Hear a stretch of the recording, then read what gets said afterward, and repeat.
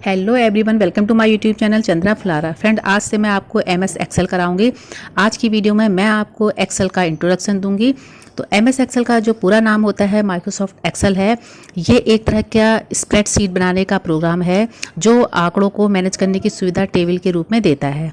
इसमें open, create, edit, formatting, calculate, share, print आदि सभी चीज़ हो जाती हैं। जब आप जॉब करना शुरू करेंगे तब आपको समझ में आ जाएगा कि आखिर एमएस एक्सेल के लाभ क्या हैं।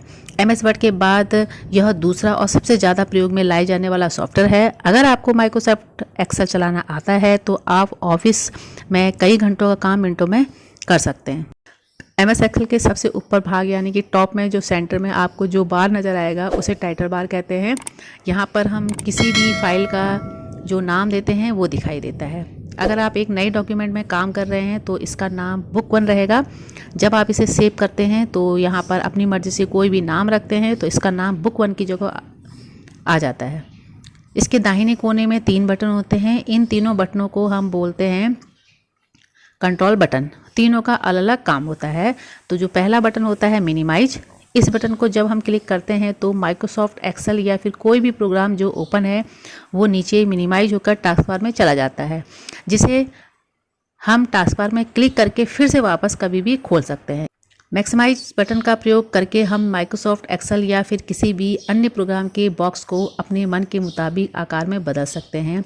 इस बटन को जब हम यूज करते हैं तो हमारी विंडो इस समय जो होती है मीडियम साइज की हो जाती है और इसमें हम जब दोबारा क्लिक करते हैं तो ये फुल स्क्रीन में वापस आ जाती है। तीसरा बटन आता है क्लोज बटन। ये बटन ग्रे कलर में होता है। इसे हम क्लिक करते हैं तो एप्लीकेशन या प्रोग्राम जो भी हमने ओपन किया है वो बंद हो जाता है। और साइड पे यहाँ पे आप देखेंगे छोटे छोटे बटन बने हुए हैं। छोटे छोटे बटन जो बने हुए हैं इन्हें बोलते हैं क्विक एक्सेस बार। और ये वो बटन हैं जिन्हें हम यहाँ से ही प्रेस करके वर्क कर सकते हैं। यानी कि हम न्यू, ओपन, सेव के जो ऑप्शन हमें बार बार यूज करने पड़ते हैं वो बटन हम यहाँ पर शो करा सकते हैं और इसे हाइड भी करा सकते हैं। तो इसे बोलते हैं क्विक एक्सेस बार। और उसके बगल में नीचे एक बटन रंग बिरंगा दिख रहा होगा, इसे बोलते हैं ऑफिस बटन। इसके अंदर न्यू, ओपन, सेवेज ये सारे ऑप्शन आते हैं।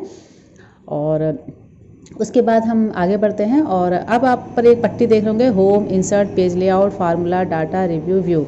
तो इस पट्टी को बोलते हैं मेनू बार। इसमें तरह तरह के टैब है और हर टैब का अपना एक रिबन है। आप नीचे देख रहे होंगे होम पे क्लिक है इस समय, तो होम टैब का ये रिबन है। और हर रिबन में यहाँ पे देखेंगे इंसर्ट का रिबन, पेज लेआउट का रिबन है और फार्मूला का रिबन। तो हर तरह के सब जितने भी यहाँ पे टैब हैं सबका अपना एक रिबन होता है। और इस रिबन के अंदर ग्रुप होते हैं, जैसे यहाँ पे देखिए clipboard, font, alignment, number, style, cells और एडिटिंग, ये सारे जो होते हैं ये ग्रुप होते हैं। और इन ग्रुप के अंदर भी जो ऑप्शन होते हैं यही हम यूज करते हैं। तो क्लिप बोर्ड के अंदर देखेंगे ये ऑप्शन है और फॉन्ट के अंदर इस तरह से ये ऑप्शन है और अलाइनमेंट के अंदर अलग ऑप्शन है। तो इस तरह से जितने भी ग्रुप हैं सबके अंदर अलग अलग ऑप्शन हैं, इन्हें बोलते हैं रिबन। रिबन से नीचे आप यहाँ पे देखेंगे एक छोटा सा बॉक्स A1 लिखा हुआ है, इसे बोलते हैं नेम बॉक्स। हर सेल का एक अपना नाम होता है और जिस सेल पे हम क्लिक करते हैं उस सेल का एक नाम होता है और उस पर जब क्लिक करेंगे तो यहाँ पर उस सेल का नाम आ जाएगा, इसे नेम बॉक्स बोलते हैं। तो यहाँ पे देखिए C2 में है तो C2 यहाँ पे एड्रेस इस समय आ रहा है नेम बॉक्स में। और अब हम यहाँ पे क्लिक करते तो देखेंगे B13 नंबर आ रहा है यहाँ पे, यानी कि B13 जो है इस बॉक्स का नेम है। और यहाँ पे अभी मैंने क्लिक किया तो A1 नाम है, यानी कि यहाँ पर हर सेल का एक अपना नाम होता है। इसके बाद यहाँ पे नेक्स्ट आता है फार्मूला बार। फार्मूला बार जो भी हम अपने सेल में टाइपिंग करते हैं वो यहाँ फार्मूला बार में दिखाई देता है। और कोई भी फार्मूला अगर टाइप करते तो यहाँ पे फार्मूला दिखाई देता है। तो देख रहे होंगे मैं यहाँ पे कुछ नंबर टाइप कर रही हूँ और इन्हें थोड़ा सा मैं फार्मूला लगाती हूँ। तो इनको जोड़ने के लिए एक फार्मूला लगाया जाएगा इज इक्वल टू सम। देख रहे होंगे अब ये C20 है इसका सेल लेटर D4 है, तो यहाँ पे मैं D4 टाइप कर रही हूँ प्लस 20 D5।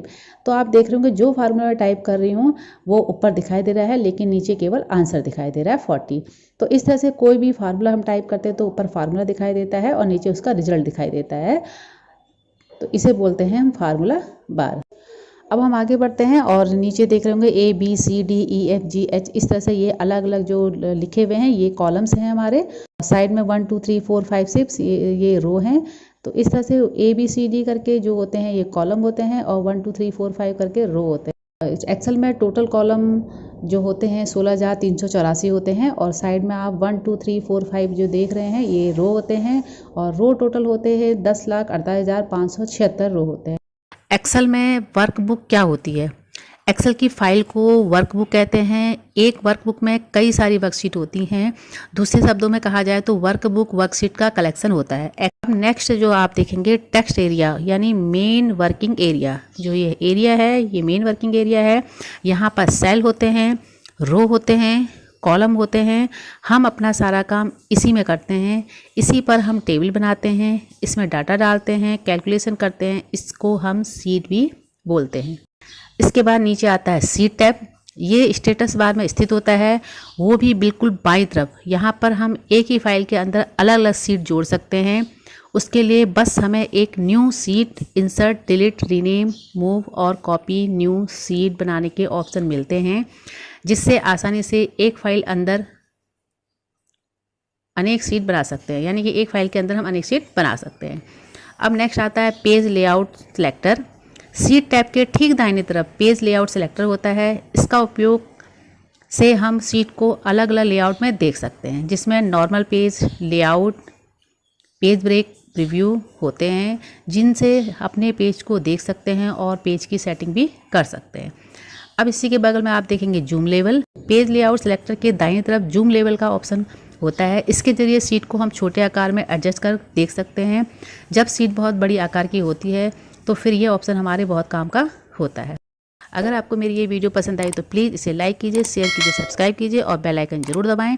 मिलती हूँ आपसे एक नई जानकारी के साथ, एक नई वीडियो के साथ। तब तक के लिए thanks, bye bye, take care.